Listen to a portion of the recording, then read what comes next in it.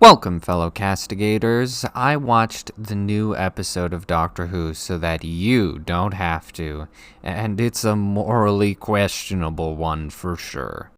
Let me explain. The story begins with the Doctor and Belinda landing in Lagos, Nigeria, because the Doctor says they can boost the signal of the Vindicator here, as Nigeria has the largest communication technologies in Africa. That may be true, but I doubt it's even close to the largest in the world. I feel like you could get Belinda home a lot faster if he wanted to. Belinda also questions the choice, and the Doctor explains that there's a barber shop here that he likes. He says that this is the first time he's had a black body, which isn't true, and in some parts of Earth he's treated differently, but in Africa he's accepted. What parts of Earth exactly? Some obscure town in middle of nowhere, Mississippi, maybe? I know this moment is meant to preach about Western society, but England doesn't even have a significant racist history.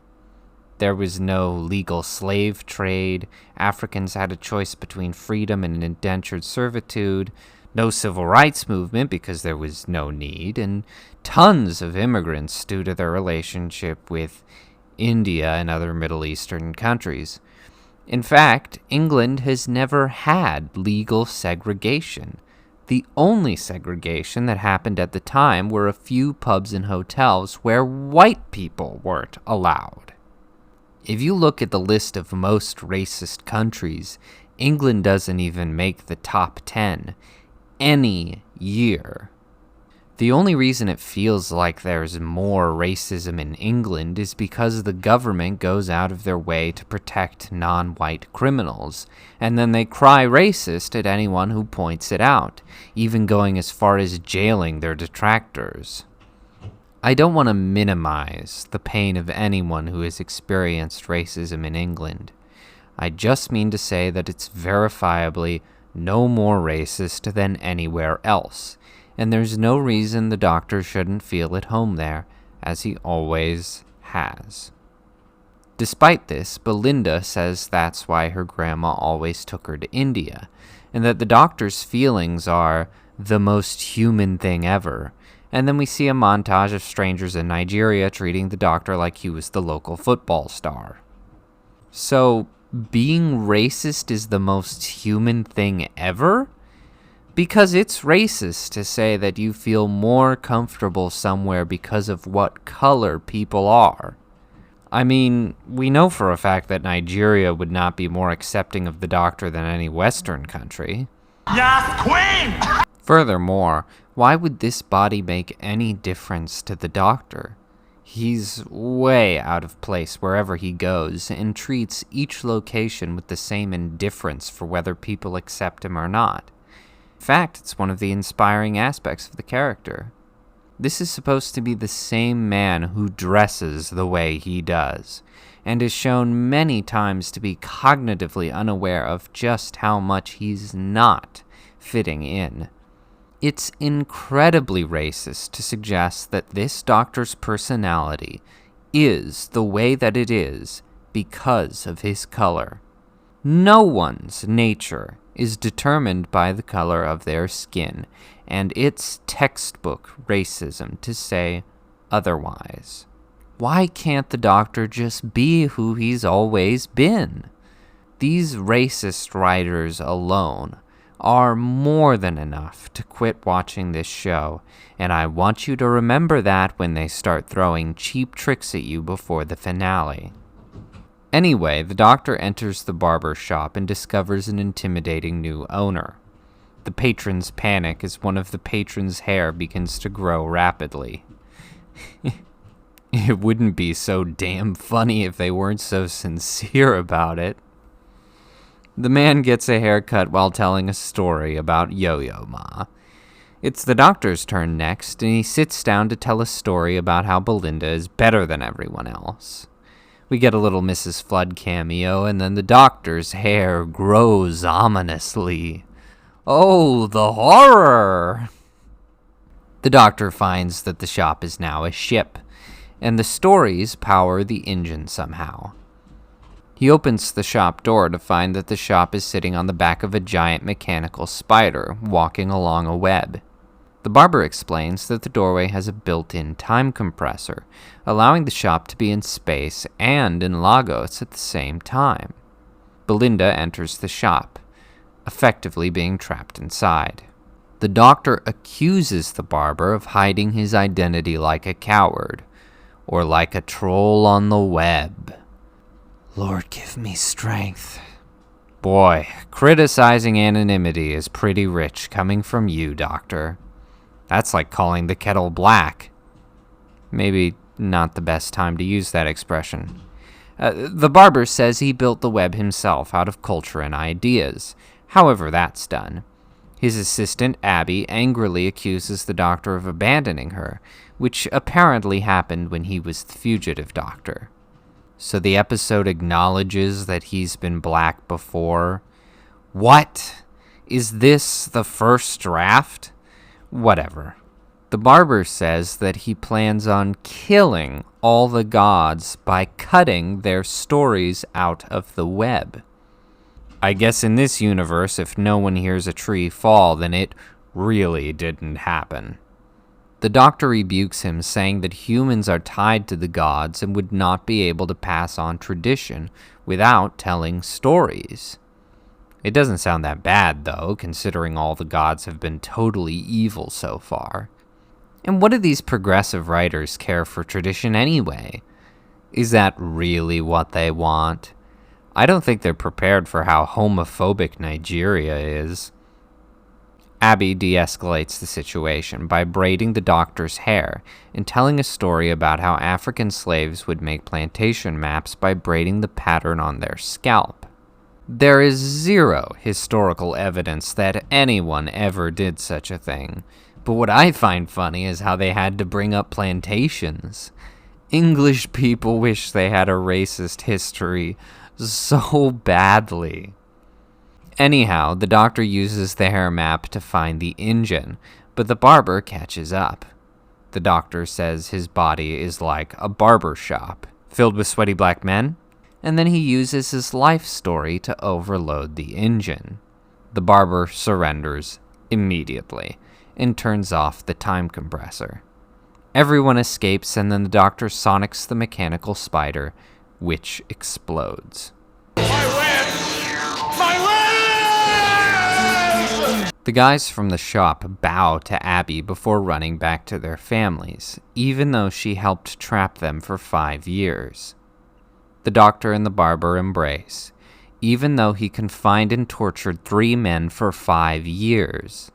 And then the barber is allowed to leave, even though he's a psycho who confined and tortured 3 men for 5 years in an attempt to genocide an entire race of living beings.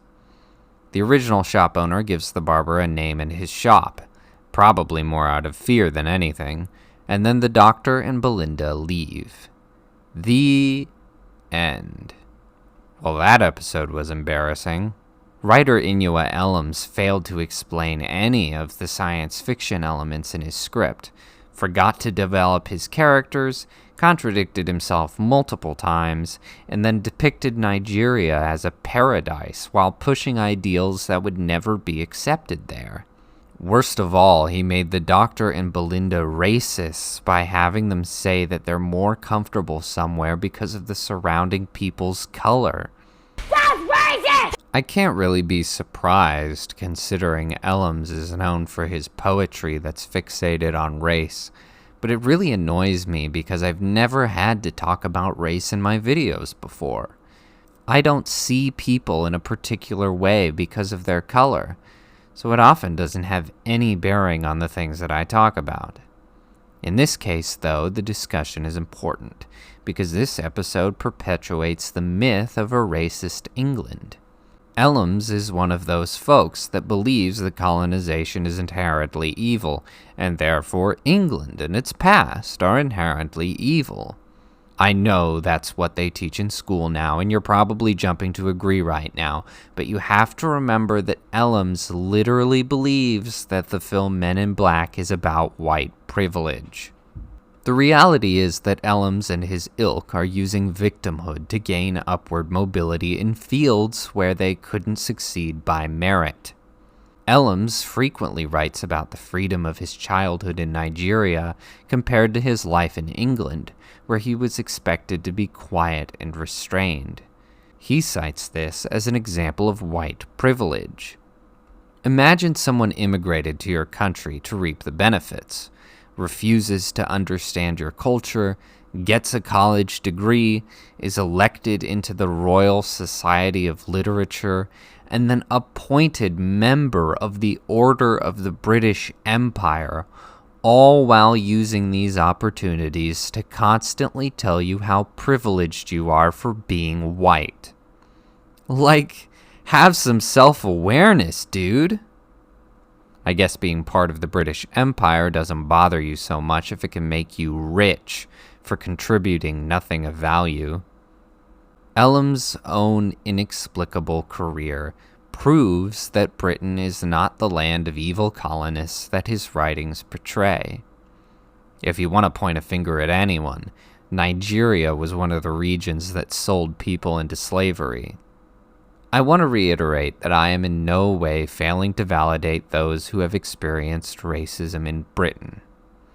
My point is that the UK is no more racist than any other place in the world, and significantly less racist than many.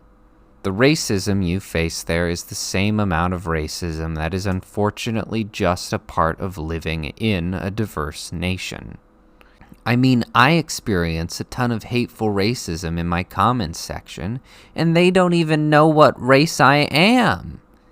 They hate white people so much that they're hoping against hope that I am one.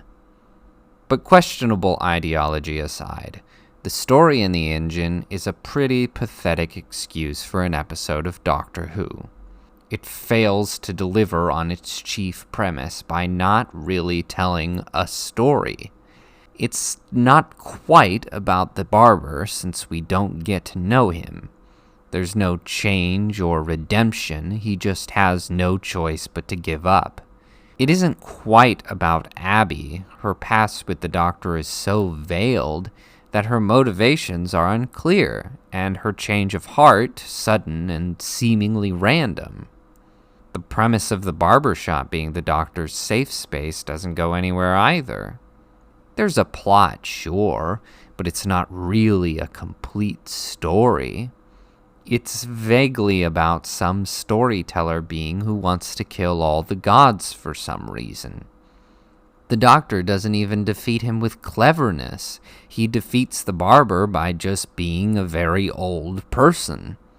The episode meanders about uneventfully and then is resolved by default. One can't help but get the feeling that this was a very pointless adventure. Instead of things happening, it ends up being a lot of talking that somehow doesn't serve to develop the characters. Those things would be dissatisfying enough by themselves, but they add insult to injury by honoring the villains of the piece for no reason. The Doctor's sense of justice is quite warped this season, and it only gets worse in the next episode. Believe me, you'll want to be back here when I review the Interstellar Song Contest. Thanks for listening. My body is like a barbershop, all of them, inside. Well, this is gay.